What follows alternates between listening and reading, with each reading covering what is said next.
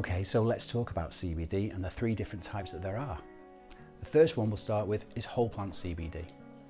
Whole plant is exactly as it says on the tin. It's the whole hemp plant.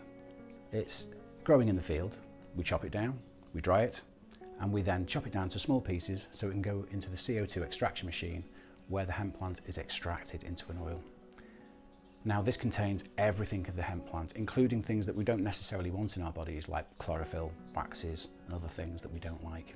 So that's cleared out through a process called winterization. And that gives us our final raw ingredient that we can blend into the different products that we make and that you see in the shops today. Now broad spectrum CBD is a slightly different animal, but it comes from the whole plant extract. But what happens here is that whole plant extract is distilled and those cannabinoids are separated. So you'll have a jar of CBD, you'll have a jar of CBC, you'll have a jar of CBG, and so on and so forth. And then with a broad spectrum, what happens is we take certain ones of those cannabinoids that we've extracted in isolation, and then we blend them back together again, usually with 4 or 5 different cannabinoids. And that gives us our broad spectrum extract. Finally, we have CBD isolate.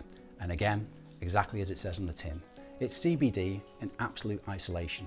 So all the other constituents of the plant have completely gone and been stripped away, and you're only left with pure CBD. And that is the difference between whole plant, broad spectrum, and isolate.